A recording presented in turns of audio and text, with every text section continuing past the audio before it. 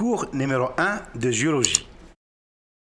Introduction aux sciences de la Terre et de l'univers. La géologie s'intéresse à l'étude de la Terre, les matériaux qui la constituent, la structure de ces matériaux et les processus qui agissent sur eux. Elle comprend également l'étude des organismes qui ont habité notre planète, l'évolution au cours du temps de ces matériaux, structures, etc. La Terre est une planète qui évolue depuis sa naissance il y a 4,5 milliards d'années. Les processus internes, le volcanisme, les séismes, la tectonique des plaques, externes comme l'érosion, la sédimentation, action de l'eau, ainsi que ceux liés à la vie remodèlent sans cesse la surface de la Terre.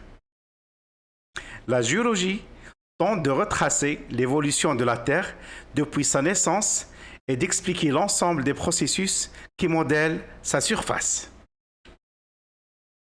L'intérêt de la géologie. Nous avons un intérêt scientifique. Elle permet de connaître l'histoire de la Terre depuis sa formation et tente de prévoir son avenir. Un intérêt économique. Les matières premières, le fer, le cuivre, l'argent, l'or. Nous avons l'énergétique comme le pétrole, le gaz, le charbon et les matériaux de construction, la pierre, la chaux, le gypse, sont extraits de la terre ou fabriqués à partir de matériaux extraits de la surface de la terre. La recherche et l'exploitation de ces matériaux nécessitent une connaissance préalable en géologie. Intérêt technologique.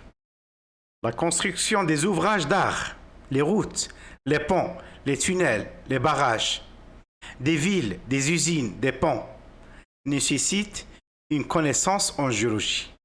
Aucune construction ne peut se faire sans une étude préalable du sol, ce qui fait intervenir la géologie en premier plan, sur lequel sera bâti l'ouvrage. Les risques et catastrophes naturelles. Les connaissances en géologie sont primordiales pour étudier et prévoir les catastrophes naturelles telles que séismes, éruptions volcaniques, glissements de terrain, inondations, etc. Les différentes branches de la géologie. L'étude des roches, matériaux de base qui constituent la surface de la Terre, s'appelle la pétrographie. Les roches sont constituées de matériaux, de minéraux, qui sont composés d'un ou plusieurs éléments chimiques. La branche de la géologie qui s'occupe de l'étude des minéraux est la minéralogie. Tous les minéraux sont des cristaux. L'étude des propriétés de la matière cristalline s'appelle la cristallographie. La branche qui s'occupe de l'étude des volcans est la volcanologie. Les processus d'érosion, suivis du transport et du dépôt des sédiments, sont très importants à la surface de la Terre. L'étude de ces processus s'appelle la sédimentologie. Les roches sédimentaires se présentent le plus souvent à la surface de la Terre sous forme de couches ou de strates.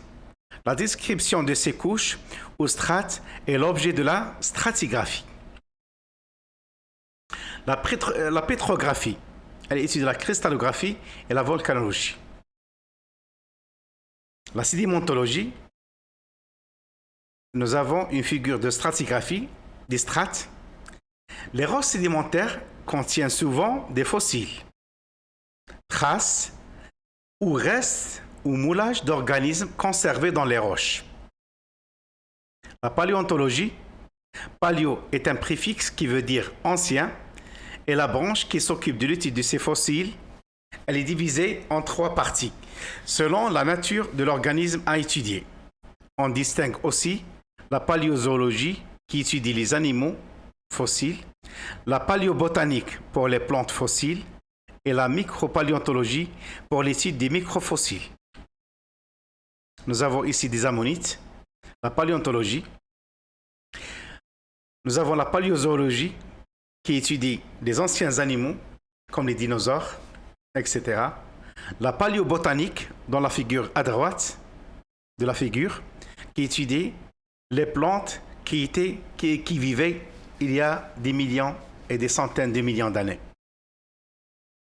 La micropaléontologie, c'est l'étude microscopique de ces organismes. Les matériaux, roches et minéraux sont souvent déformés à la surface de la Terre. Exemple, dans les chaînes de montagnes. La branche qui étudie la déformation des matériaux à la surface de la Terre s'appelle la tectonique. L'étude de la tectonique à l'échelle d'un minéral, petite échelle, s'appelle la microtectonique.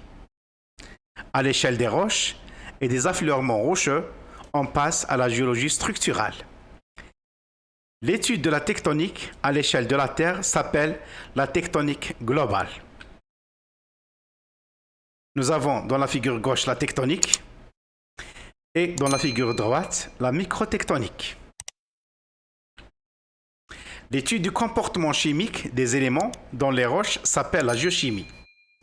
L'utilisation des méthodes de la physique pour l'étude de la Terre s'appelle la géophysique.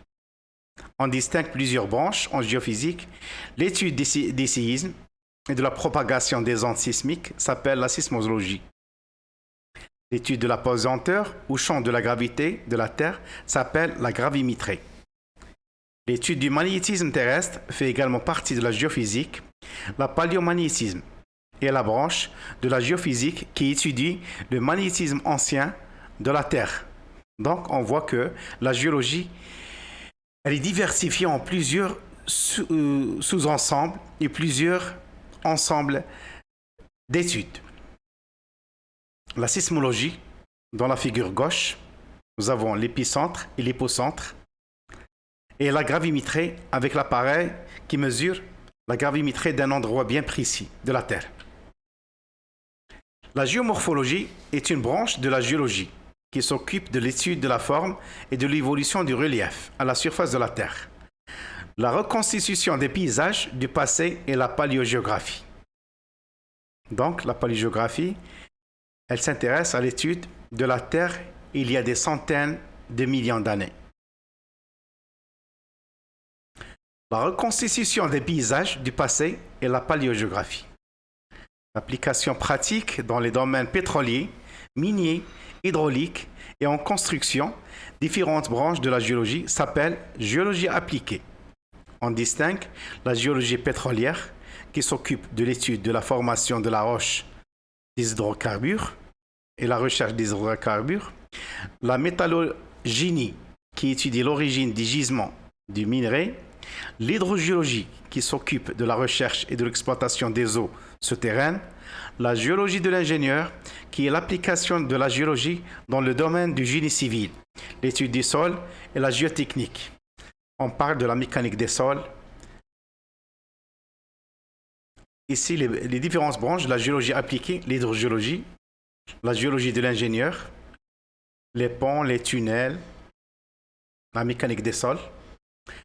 La géologie de l'environnement est une branche qui s'occupe de l'étude de l'environnement en relation avec la géologie. La planétologie est une branche récente de la géologie qui s'occupe de l'étude de la géologie des planètes. Les principes de la géologie. La géologie est basée sur deux principes ou théories. Le principe de l'uniformitarisme qui stipule que le présent est la clé du passé dans l'interprétation des phénomènes géologiques.